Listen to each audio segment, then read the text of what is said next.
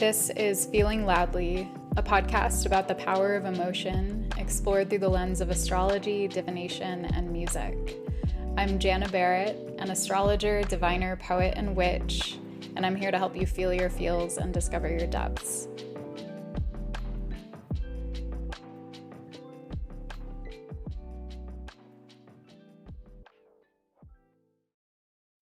Hi, friends. Welcome to episode 4, season 6. Tonight, we're going to be exploring tarot and oracle cards and probably talking about astrology quite a bit because we are building up to our solar eclipse in Libra on Wednesday, October 2nd. And this is a big one. It's our last Libra eclipse of this set, of this nodal era.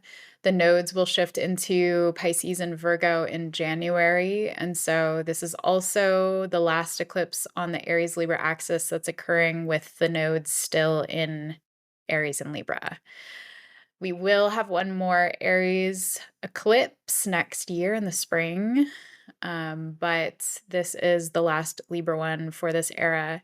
And so this is a big deal. And I think it's going to come through probably quite loudly in our reading tonight, and I just want to give the usual heads up about some admin and offer stuff in case you want to work with me more deeply.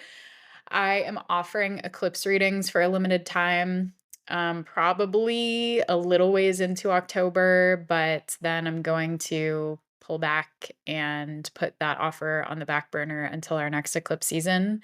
But you can order a audio reading from me. These are 30-minute audio readings where I break down the way that the most recent nodal era with Aries and Libra has impacted your chart and some of the themes that might still need untangling and some of the stuff you're likely still working through and integrating as we prepare for this next nodal era.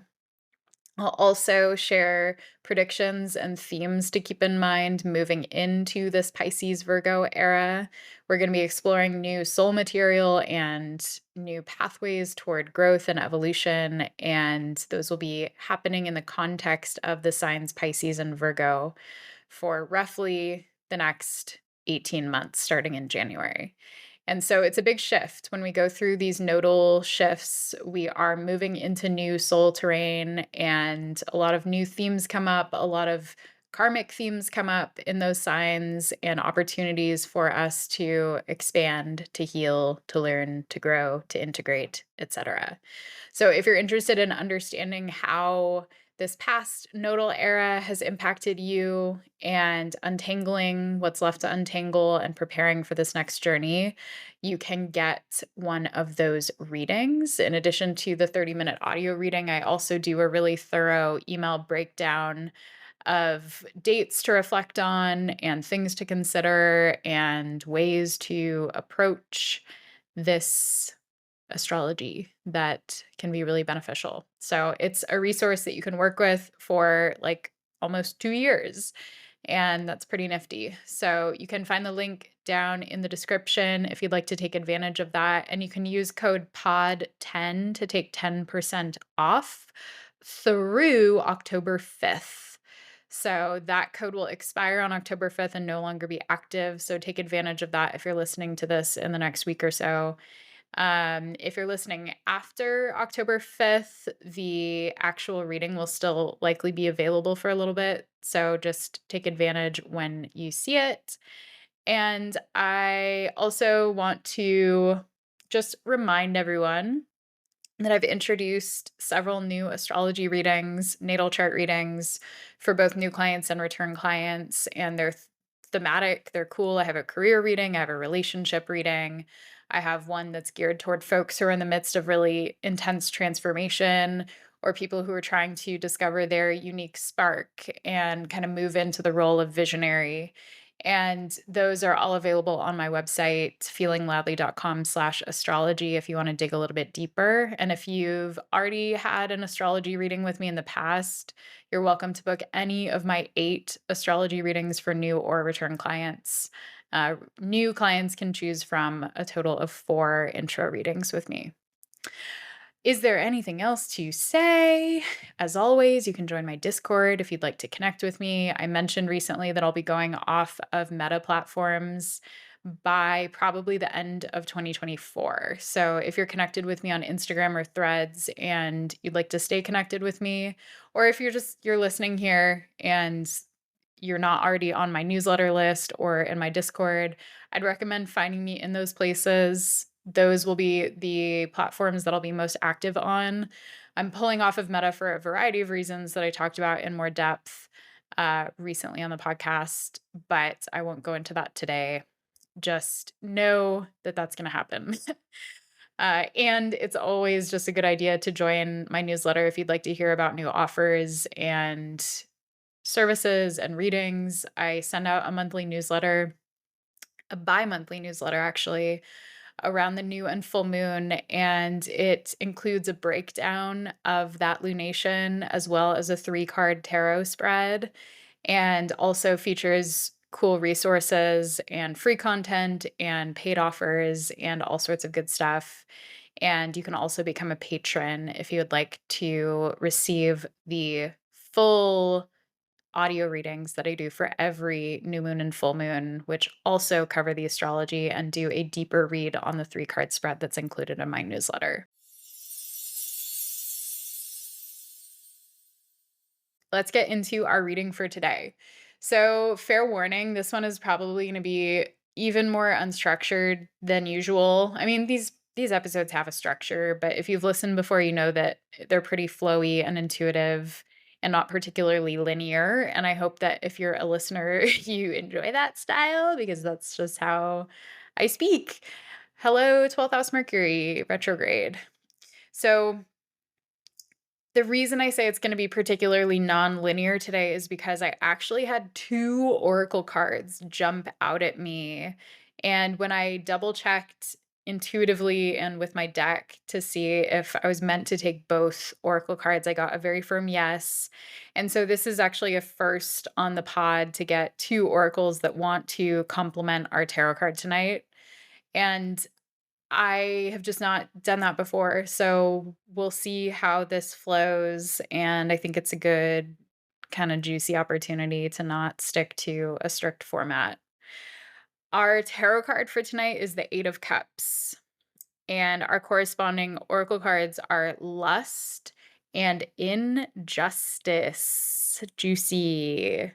And actually, there's a lot of watery, kinda juicy, lusty energy going on in the imagery of these cards. So, feels interesting. Let's start off with the tarot correspondences. So, the 8 of Cups is connected to Pisces and Saturn, and specifically Saturn and Pisces. And so, if you're aware of the current astrology, Saturn is currently in Pisces. And the 8 of Cups keywords for the upright 8 of Cups, we have transition, walking away, letting go, abandonment, soul searching, withdrawal, and knowing when it's time to go. And then for the reversed keywords, we have stagnation, avoidance, fear of change or commitment, low self esteem, and staying in a bad situation. So, let's start with the tarot and then we'll get into our oracle cards. The 8 of Cups can be a card that comes up and might at times initiate grief. It can be a card that has to do with grief, although I associate grief more with the 5 of Cups. The nature of the 8 of Cups is often what ends up bringing grief. We're letting go of something, we're walking away from something, often because we've determined or felt within our soul that it's time for us to leave. And there's often, I find in long-term relationships at least, often a lot of the grieving might happen in the process of staying in connection as you notice pieces of the relationship that no longer fit, as you recognize incompatibilities, as you experience fissures and breakdowns in the relationship while you're still in it. There's often grief that's coming up and being felt or suppressed while you are still in connection. And that can be a complicated thing because then sometimes I'll speak for myself. When I've ended long-term relationships or left long-term relationships, I've often felt so much more okay than I expected to, and then I've at times felt weird about that, like maybe I should feel worse, maybe I should feel more sad, maybe my feelings are not honoring the depth of this connection. But for me, that's often been, again, because I was doing a lot of grieving, consciously or unconsciously. I had already, in many ways, accepted that something wasn't working and felt the feelings of that kind of like slow drip emotions and recognition. And then when the time came to walk away, it was sort of like, packing up the bags and going. But the fact that we have lust and injustice coming out here is really, really interesting. And it's got me thinking, of course, more specifically about romantic and or sexual relationships. Though I don't want to lean too hard into that. I'm just going to kind of put it out there that we might be focusing more on romantic and sexual relationships and the way that we move through letting go and the way that we move through loss and transition. The fact that we have injustice coming out beside lust has me feeling into the sort of emotional wrestling match that can happen internally when we still have love and even passion for someone, but we've also experienced so many moments that showed us that either someone was not safe for us or that a connection was imbalanced beyond the point of repair, or that prior pains and grievances and fissures and conflicts in the relationship were just not mended. And they sort of become these deep injuries within us that can feel really, really hard to bounce back from. And it's not lost on me that these cards are coming out in the context again of us building up to a solar eclipse in Libra. Libra, represented by the scales, is a sign that's deeply connected to justice and also the flip side, injustice. Balance and imbalance, equity and inequity are themes that have a lot to do with Libra energy. We currently have Mercury in Libra too, and of course the Sun in Libra. It is Libra season. And there's this sense that's coming up within me, and I'm seeing it around me in my relationships and in other people's relationships of wanting to right wrongs, wanting to come to a place of honesty and transparency and authenticity and openness in connections. And that often involves like going through the backlog of stuff that we haven't talked about, or going through doing a sort of inventory of a relationship and addressing things that have not been spoken about or that haven't been given enough airtime or things that were never completely resolved, and identifying where miscommunications happened or where assumptions were made or misconceptions rose up within the connection and caused fissures that we're now feeling. And so this is a topic that's really, really ripe right now because, again, this Libra solar eclipse is inviting us into some degree of honesty, maybe radical honesty. Maybe it's getting honest with ourselves and seeing the ways that we're sacrificing our identity and our authenticity in order to maintain connections with people that have surpassed their expiration date. And on the other hand, maybe there are injustices or imbalances that have occurred within relationships, and we have the opportunity to repair and to even reconcile or to come to a place of cooperation and mutual respect and mutual care, and to again engage more consciously in that process of repair. And that takes a lot of consideration and respect and love and at times, putting our egos aside and deciding that we're going to preserve the relationship and to put kind of our feelings of resentment aside and to heal resentment and to decide that something is worth the effort and something is worth the care. And so I feel that like I'm doing some weird motions with my hands right now as I'm talking about this, and I don't really know what that means, but it's almost like I'm dancing and sort of like exploring the nuance and trying to understand which relationships are calling for preservation and which ones are calling for release. And so that brings us back to the Eight of Cups. This obviously is a card of release. It's a card of walking away. It's a card of making the choice to move toward something that brings us greater fulfillment and recognizing that we can't just keep pouring energy into relationships that are no longer doing it for us. Maybe they're relationships that were once incredibly meaningful and aligned for us. Maybe they were aligned with an old version of us and now they're no longer. And we have to again stifle ourselves in order to stay put. Maybe they're relationships that just no matter how hard we try, they aren't working. And the effort and the energy that we're putting into something is costing us at this point.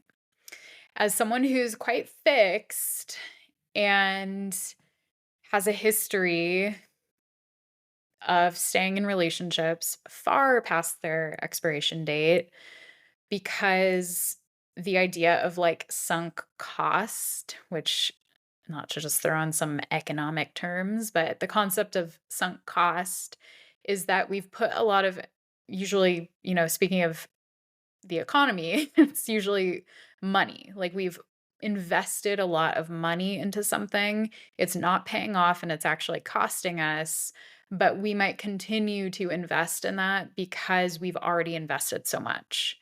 And that can be applied to our emotional world too. It can be applied to our relationships. If we've put a lot of time and energy and care and even money into making a relationship last and making it sustain, then it can feel really, really hard to walk away.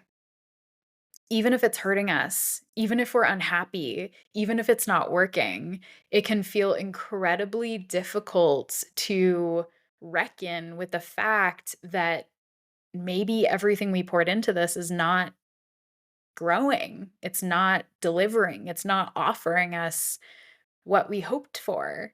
And that can bring incredible grief and anger and fear and sort of like an existential dilemma of like how I put all this stuff in and now it was supposed to give me what I hoped for. It was supposed to bring fulfillment. It was supposed to last. It was supposed to be the thing.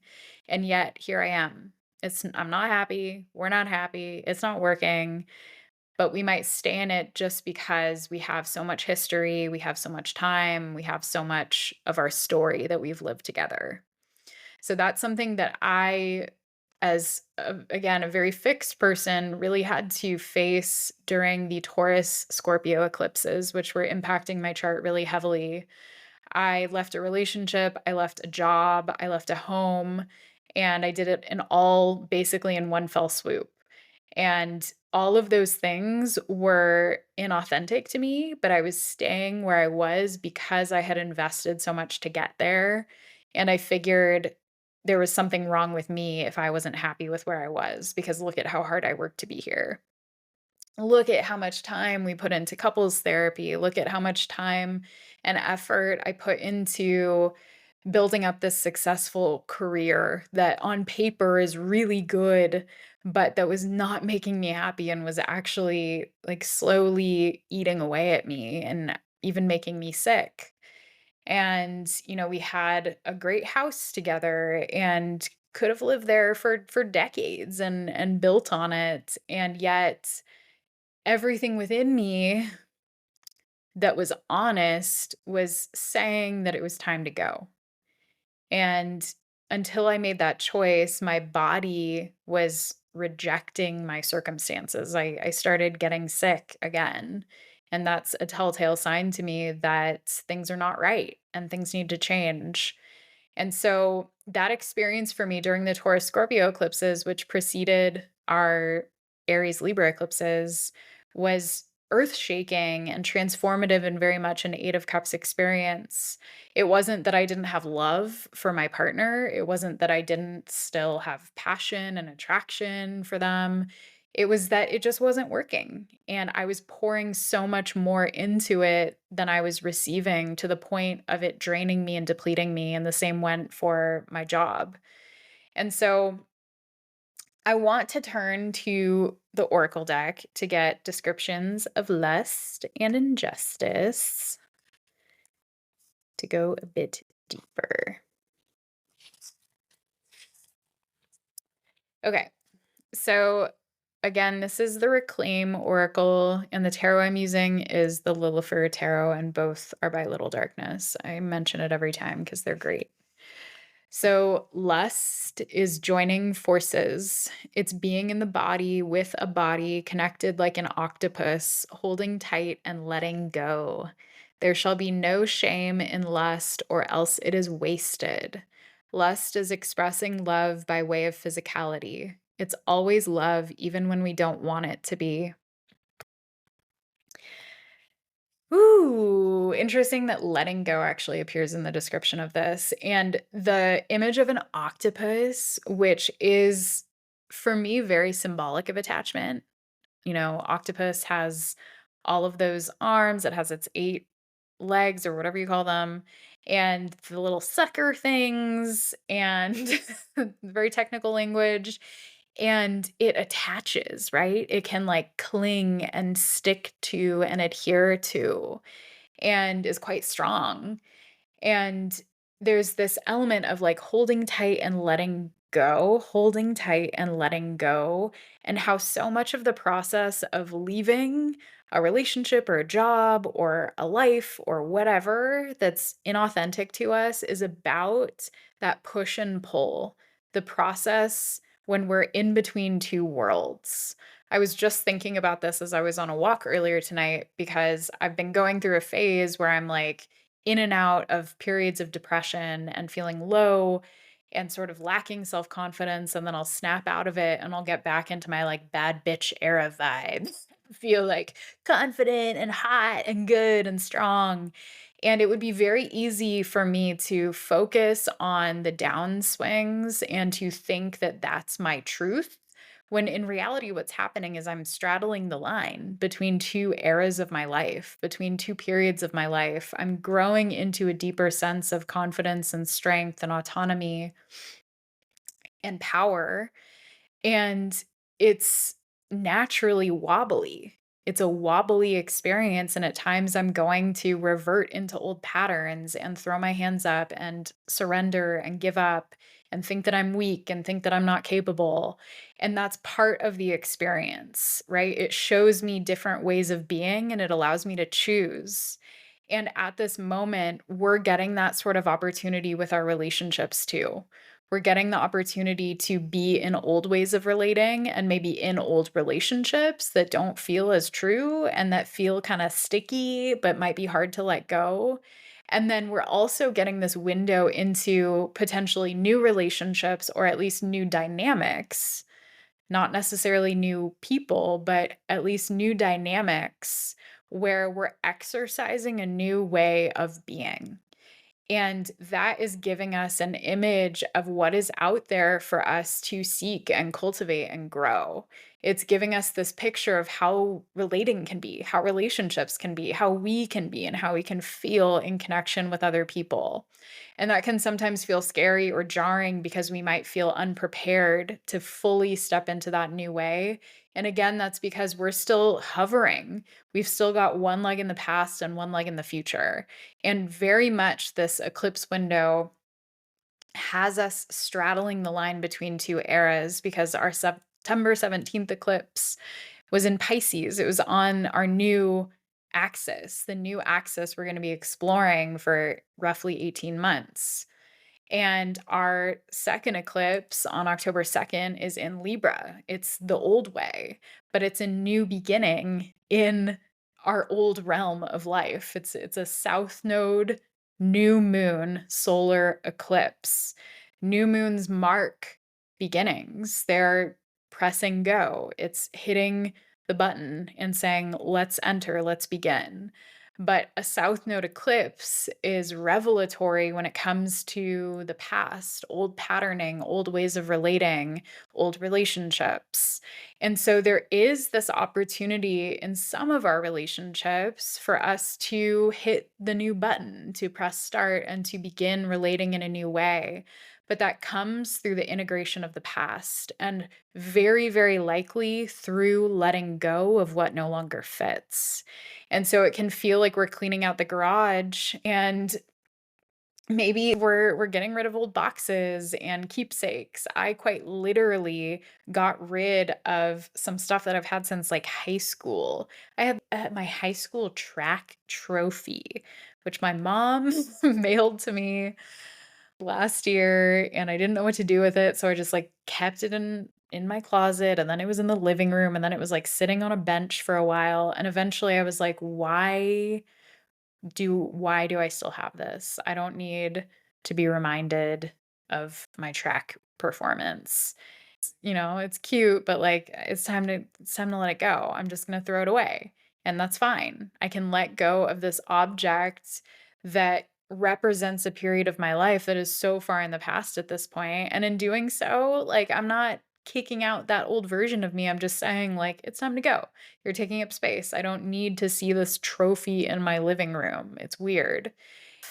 And so you might be noticing these calls to release things, relationships, maybe it's clothes, maybe there are actual physical objects that tie you to past ways of being that you're ready to release. And maybe there are relationships that you're ready to release too. And you probably already know which ones are true for you. If they're coming up in your mind and you're questioning it, there's probably something deeper to explore there. If these prompts and these questions are raising questions for you, it's worth it to take that to your journal or voice notes and to start thinking through like how does this relationship actually leave me feeling a lot of the time? Can I show up as myself? Can I be powerful in this relationship, or do I have to dim myself in order to make this work? I've noticed that for years now, I've noticed that I would swing back into a much younger version of myself with particular friends. And this isn't because they're bad or, whatever, because our relationship wasn't meaningful and lovely. But I've changed so much as a person since I was close with my friends from like middle school and high school and people that are still more distantly, but still in my life. And I would switch back into this old way of being, and it was a very small version of myself. And I would feel like I was in high school again. And it's natural to do that with people. I think most of us do that with old friends and with family members to varying degrees. But I noticed that I couldn't embody my full self with some people anymore. And it felt it began to feel at one point that our history and our shared story was really the only thing keeping us tied, and that it wasn't about these building blocks that are really important to me in relationships, like shared values, like shared vision, like us being able to get into some deep shit together and talk about, what moves us and how we're evolving and to like have the deep like soul exploring conversations about the way that we are moving through this world and what we're learning and what we see and how we feel. It felt like many of these relationships were just hinging on stories of the past. And that's not to say that that stuff isn't beautiful. It is. I love nostalgia and I love being able to have relationships act as a sort of time capsule for different periods of life. I think it's really special and meaningful to have lived so much life with people. And at a certain point, when the past is the connective tissue in a relationship, it will eventually begin to crumble, or it'll ask you to stay in inauthenticity because you've likely evolved beyond that version of yourself. And I think people have some misconceptions. I see not as much recently, but I did at least see one recent post where someone on Threads was like saying that there's something wrong with people who don't have old friends, who don't have friends that have been in their lives since they were like teenagers or like in their 20s. And it just hit me as so off base because a lot of us go through deeply transformative experiences after our teens and after our 20s. A lot of us change our beliefs. A lot of us go through literally life changing experiences that birth new versions of ourselves. And a lot of the time, some of the time, maybe our oldest relationships are capable of rising to meet us there and evolving with us, evolving with both people or however many people. And a lot of the time, they aren't. And we can continue to connect with people and to love people and care about them, but we might not be able to bring ourselves to the table in the way that we once could. And that is okay. It's healthy actually to outgrow relationships because it's the sign that we're changing. And change, not all the time, but a lot of the time is quite healthy. It's healthy for us to evolve. It's healthy for us to grow and learn and shift in the way that we connect with other people and with ourselves. And so that's a very long way of saying that the 8 of Cups and lust and injustice is just kind of circling me around the idea that there's always going to be something that keeps us in place. There's always going to be an upside. There's always going to be a special memory. There's always going to be a practical reason that we might stay in a relationship, and we can find all the reasons in the world if we want to and keep searching for reasons to stay. But if something deep within our soul is telling us that it's no longer working, that call will generally get louder and louder and louder until we heed it. And often that ends up causing much more pain and turmoil along the way because we're out of alignment and we're not being honest with ourselves, and that creeping dishonesty and denial ends up eating us away from the inside. And we might end up sabotaging a relationship unconsciously because part of us is really trying to get out, but we won't let it. We won't let ourselves leave. Or, circumstantial. It can not always be easy to leave relationships.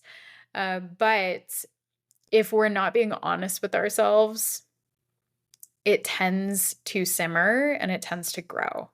And in time, it becomes often undeniable. So, something to chew on, especially as we go into this eclipse. This is a time I feel for radical honesty around relationships and around the dynamics that we don't want to take with us into this new nodal era next year. And also, honesty for, like, what we truly want. Like, yes, what we don't want, but also what we want. Can we get really, really deeply honest with ourselves about the types of connections that we want to create and cultivate in our lives? Can we get really honest about our needs and not dismiss them or invalidate them or minimize them for the sake of preserving someone else's feelings or preserving a relationship? So, I'm feeling compelled to over explain myself and put a little asterisk on that last bit because, of course, no single relationship can meet all of our needs. And this also might be an opportunity to do a sort of inventory in your life and ask yourself, are my needs getting met from my relationships collectively, or am I putting way too much pressure on a single relationship to meet my needs? Which is very common because we've been programmed for the most part culturally to place a lot of our needs on like a so-called primary partner and to overemphasize particularly romance and romantic partnership. And often when we don't have a romantic partner, we have to figure out how to get those needs met by other relationships through community, through ourselves, through friendship, through all sorts of relationships. And it's very easy to forget how to do that if you're in a monogamous partnership and relying a lot on a single partner. So, wherever you are in terms of your relationship status, think about your spread. You might want to do an inventory and actually like get a piece of paper out and write down what are my needs? What are my core needs and what are my core desires? And then like draw little lines to various relationships in your life to see how many people and how many relationships are helping you to get a particular need met. So that might look like, okay, maybe I have a need for like deep emotional connection, like deep connection. And I write that down on my list. And then I have a list of like all of my closest friends and humans. And from that like deep emotional connection, I draw lines to every relationship that I feel is helping me get that particular need met. And if I only see like one line drawn between a need and a person, then that might be something to reconsider. That might be something to explore and to experiment with in other relationships and to see if that can help you get that need met more effectively so you're not placing all of your expectations on one person. And I know this gets complicated for folks in, again, like monogamous relationships, especially if we're talking about sexual needs or, deep emotional intimacy. And so approach it, if you decide to do this exercise, approach it with honesty. And after you like draw your little lines, just take a moment to sit with it and be like, does this feel balanced? Does this feel sustainable? Does this feel like I'm set up to perpetually have my needs met? Or am I going to potentially have like the rug pulled out from under me if one of these relationships ends? And there's no time like Libra season to prioritize getting really, really honest about what we desire from our partnerships. And so I'm seeing the lust card and it's yelling at me. And I'm trying to figure out how these all are swimming together tonight. And it's guiding me toward injustice. And I'm also almost feeling like this more broadly is about imbalance and not just injustice. And I've said that word a few times now, and it's very Libran. So I'm going to try to weave it together a little bit as we explore the message of injustice. So injustice is imbalance. All right. Didn't even have to do anything there. Injustice is imbalance. It's knocking the moon over and she spills out darkness. If I'm responsible, then we're all responsible. If I'm sorry, then you should be sorry too. What you do affects me. What I do affects you. There's something that's coming up here about the way that at times these moments of conflict and confrontation in relationships where we're kind of taking stock of our side of the street and someone else's side of the street, there's a need for both parties or however many parties to come with honesty and with self awareness and taking accountability for past behavior and choices and the ways that we've caused harm doesn't mean that the harm that we've experienced gets neglected or ignored. Like, ideally, in relationships, we can take stock of both sides and we can hear other people's experience and know that that doesn't negate ours and that doesn't mean that ours is untrue. It means that we can hold space for two realities. And that's something that Libra in particular is quite adept at doing. Libra is a sign that can really appreciate often the sort of duality that exists in relationships and the fact that two people can come together with one shared experience that's experienced in two very different ways. Libra has a reputation for playing the devil's advocate and for not taking sides or for playing both sides. And that can be true too. And there can be harm in that, and harm in not taking a stand or in not being straight up and making a choice. But there's also some beauty in that because it also means that we're making space for multiple realities. And that's something I used to really struggle with. I used to really struggle with Libra energy because I felt like I couldn't trust them. I felt like I was going to be thrown under the bus or like played. And that has happened. I have some Libra baggage that I've mostly worked through at this point, but also exposure to the Libran way of seeking balance and cooperation helped me grow a lot as a person, as someone who has no significant placements in Libra. And so Libra is attuned to the energy of justice and injustice and to the energy of balance and imbalance, equity and inequity.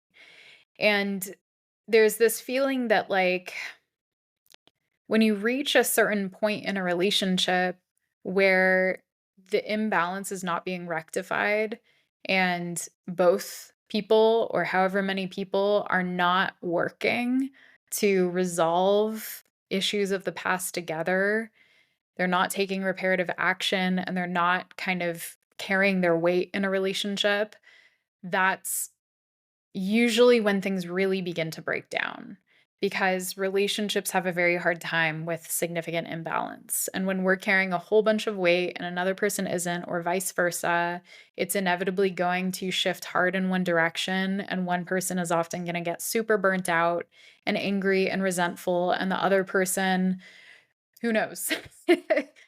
um, all sorts of experiences being on the other side of that, maybe guilt, maybe shame, and maybe at times kind of even indifference or ignorance and obliviousness. And ideally, we can reach a point after serious imbalance has kicked in where, again, we can take reparative action to restore balance. But sometimes the scales are too far gone. One side is already like hitting the ground and the other has flown high up in the air. And there is no easy way or manageable way, realistic way for us to bring that back into balance. And it's better to just call it quits and consider the sunken cost of the relationship and to let go. And sometimes it's moments of injustice in existing relationships that inspire us to follow what we actually desire. Sometimes the injustice has to happen in a way to kind of kick us in the ass and tell us to move. And it's often those moments of like, there's no coming back from this that show us the exit ramp and that invite us to follow our passion. And so I'm actually looking at these cards and I'm wanting to place lust at the end, right after the Eight of Cups, because it feels more like a sequence when I actually look at them side by side. It's like we are experiencing injustice that leads us toward our Eight of Cups moment where we recognize that something simply isn't working and that we're maybe feeling dead in a relationship, or maybe the connection itself is feeling dead in a way. And there's not a whole lot more that's there for us. It feels, the moon is spilling out darkness. And as the moon spills out darkness, we recognize that we're waiting around for scraps and we're not happy. And when we make that move, when we follow the river, and you'll see what I mean if you look at the actual visual of the card, which I always post on Instagram. If you follow the river and recognize that these cups now are feeling quite empty, and there's this energy that's pulling you toward a new horizon, toward a new beginning, but that comes on the other side of walking away. And when we walk away, we tend to discover our lust for life.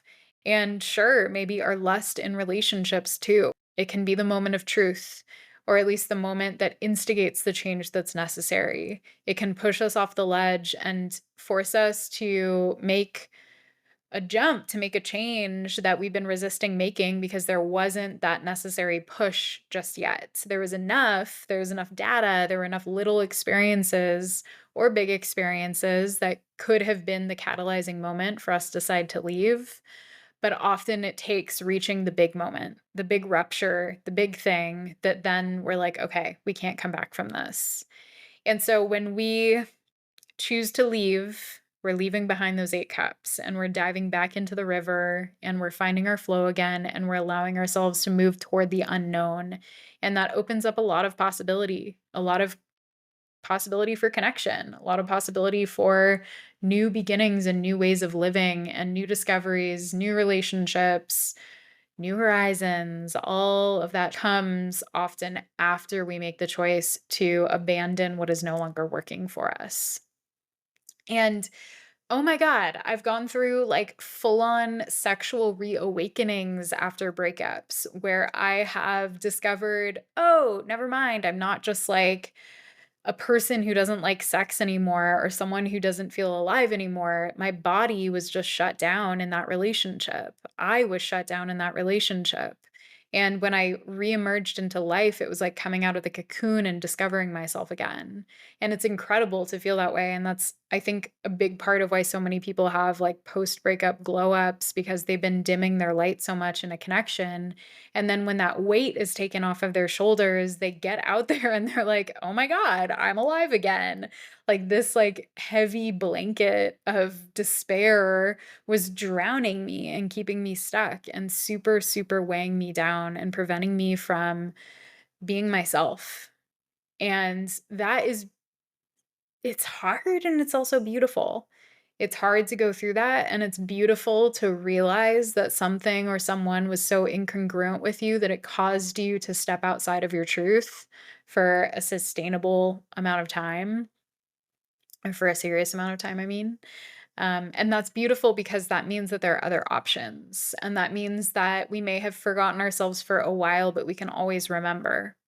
So if you are at a moment, if you're at a crossroads, whether you're considering ending a relationship, leaving a job, leaving a home, letting go of people from your past, letting go of objects and stuff from your past that reminds you of old ways of being and old lives, then I just want to encourage you to remember that the letting go relieves you of the weight of the past and it gives you the opportunity to lighten your load and to move forward with less shit weighing you down. You can move forward and you can discover yourself piece by piece again. And often that happens in the context of new connections where you get to show up fresh. You get to introduce yourself as who you are today and not who you were. You get to explore your identity and yourself in the context of relationships that are meeting you right there. And again, like long held relationships are gorgeous and beautiful when they can move with us, and it can bring up a whole lot of grief to recognize that a relationship can no longer move with us. And that's not a reflection necessarily of the other person having done anything wrong or us having done anything wrong. It's just a moment of reckoning that represents the truth. And the truth is so sacred and so important in relationships. And abandoning ourselves for the sake of a relationship is doing a disservice not just to ourselves, but also to that other person. They don't get to know the true us when we abandon ourselves over and over again. And often they're probably abandoning themselves too. And if that happens for years, if that happens for a long ass time and you still don't feel capable of showing up as yourself once you've gotten past the early stages of getting to know someone and deepening your connection, then that's probably a sign that something is just not there. And that's okay. It hurts often, but it's okay. And it's part of life. People meet us in seasons of our lives. My mom would always say to me, a reason, a season, or a lifetime. Relationships last a reason, a season, or a lifetime. And it's something that has proven very true for me and that I've had to come back to when relationships were crumbling that I expected to last forever, or that I at least hoped would last and would be a part of my life story for years or decades to come. And I've faced a lot of loss in the last 4 to 6-ish years. A lot of relationships have folded in on themselves, have ruptured, have exploded, have faded, have gently seen themselves out, and they all came with different levels of pain, but I'm okay, and I'm actually stronger and happier for it. I'm a stronger and more loving and more open person today because of the ruptures that occurred in my life that showed me my truth and that showed me how to navigate conflict with as much care and respect as possible. And I've made a whole lot of mistakes. I've ended relationships poorly. I have been unkind to people. I've ghosted people. I've handled endings, with ego and rage and all that stuff. And that's okay too, because we're human and we're not perfect. We're not meant to be. And sometimes I think we hang on to relationships because we don't know how to end them gracefully. And so we stay because we're afraid of the rupture, we're afraid of the conflict, we're afraid of the breakdown. But coming from the other side of a whole lot of breakdown, I just want to tell you that you are capable of it, fully capable of it.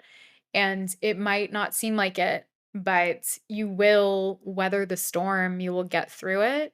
And on the other side, you'll have so much more perspective, and it may take months or even years to come to a place of peace and recognition and understanding of how you participated and how another person participated and how that dynamic came to be. But when you get that and when you get there and when you've healed and grown beyond something, you'll be able to take those nuggets of wisdom as gifts that help you form truer and deeper connections in the future. And some of the stuff in my life that has felt the most catastrophic and terrible and heartbreaking has also been the fodder for newer, deeper, and truer connections to form. It's like that was the material that needed to be shaken up and shaken loose in order for me to better understand myself and my needs, and in order to understand how to show up in relationships from a more kind and loving and reciprocal place.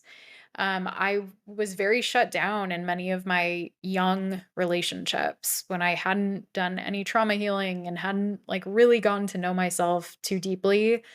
I was shut down, I was shut off, I was emotionally unavailable, and it's like night and day. But I had to go through breakups and friend endings and job loss and all sorts of stuff to understand what I needed and what needs were not getting met. And I had to get honest with myself and get to know myself truly. And through those endings, I found my truth often. And then those propelled me toward new beginnings because I had new information. I had so much insight and so much wisdom that came from the breakdowns. And that is huge. That's invaluable. That is the stuff that truly sets us up for a more fulfilling life and for more fulfilling relationships. So don't fear the breakup. Do not fear the breakup. Breakups can be like portals of transformation that truly rebirth us. Like, very few experiences have created such incredible change in my life as breakups. And in a way, I just really appreciate them now. Like, I don't want to live through too many more of them, but like, if I do, so be it. Breakups are genuinely transformative experiences. And on the other side, there is so much expansion that can occur, especially if we really make space for the grief and if we really allow ourselves to feel the spectrum of our feels. They can really, really, really set us up to become our full selves. Okay, that's all I've got tonight. Thank you for listening. The sirens are going off and telling me that it's time to shut down.